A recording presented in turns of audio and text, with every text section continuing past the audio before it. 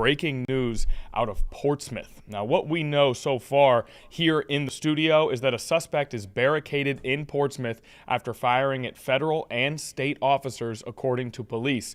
Our very own Madison Schlegel is on the scene right now as we speak to hopefully provide more information, more details. Madison, what are you seeing out there? Hey Connor, yeah, we are down here in Portsmouth, and right behind us you can see the Harbor Vista apartments. I'm going to get out of the way so Michael can just give you a look. But this is the apartment building where agents say that a man is currently barricaded right now. Again, we were told that DHS, Department of Homeland Security, came here to serve a warrant today, and those agents were met with gunfire. Now, the chief of police in Portsmouth here, Chief Jenkins, tells us that crews were on scene within a minute once they got those reports, and ever since then they have been evacuating this building and have told residents to stay out of the area. Now, because of this, you can see over here at the building that Michael's pointing towards, there's a Virginia State Police truck. There's multiple Virginia State Police truck. We've got a couple active police cars with active lights. But in this area, we've also seen more than a half a dozen agents gathering in tactical gear, coming in and out of this building. But I want to show you where command center is right now for this investigation. If you look right over here, you can see we've got the mobile command, and we've got a slew of different officers that are here meeting. This is also where we did a little press conference with Chief Jenkins earlier.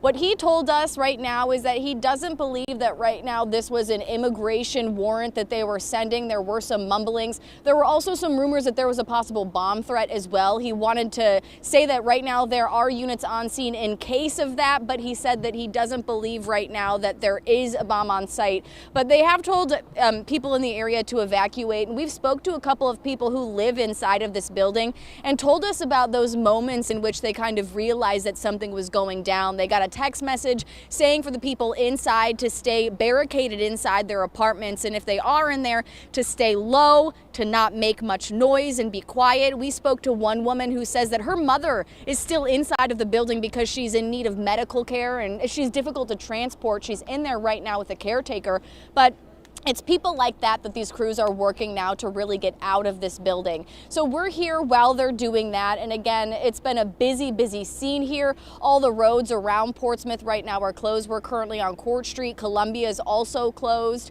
But all city municipalities right now are going to be closed as well. The chief tells us that City Hall is going to be closed, and all of those other direct artery buildings right here in the city right now are being vacated as well. So right now the situation is really fluid. We are just waiting for updates from police about what else is going on, but it is active. Again, we have people who live inside of the building who are standing here watching this with us. That's how we've been able to speak to a couple of them.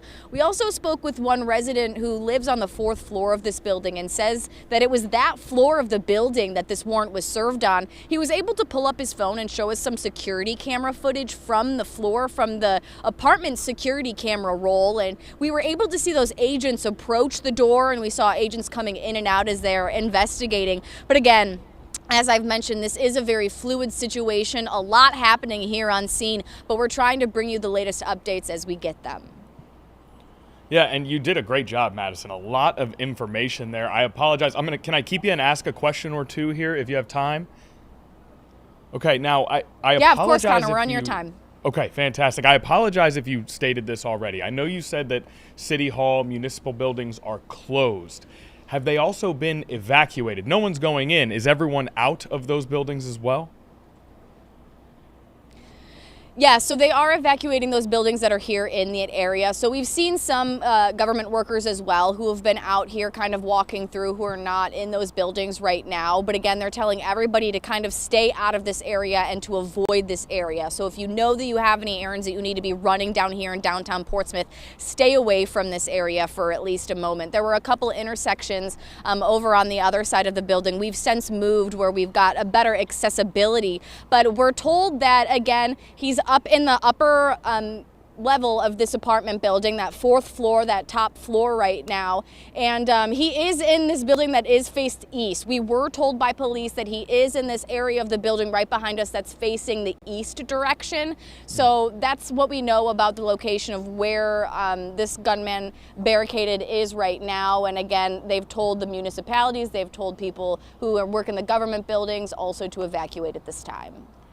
And so if you have the evacuation of that apartment building, you have the evacuation of government buildings in that area. I know you've been on scene for a little bit. It looks relatively calm behind you now. Was there a period of chaos where there were just a lot of people out in the street? I mean, was there any amount of, just sort of crowds that were trying to find their way out of the area? Yeah, so we've actually been far enough removed from the beginning of the building that we didn't see that kind of exodus of the building happen, but we are seeing pockets of people who are hanging out. I'll take you this way. Like we can see there, we've got pockets of people hanging out over here who are from the building. We've got some people that are over here hanging out from the building. So again, there's little spurts of people. We're not seeing that mass moving, but they told us that they're staying nearby to maybe watch those conditions as they change so that they can get back into their home. We've seen some people who said that they've still got animals inside and are waiting to hear more. So that's kind of the gist of what we've been seeing so far. A very unique situation, and I'm glad we were able to see that. Definitely a lot of people standing around, ostensibly waiting for answers and waiting to get back into their homes or even their workplaces. Okay, any other updates that we need from you here? I know you mentioned that law enforcement said that this is not immigration enforcement. Did I hear that early on in your report?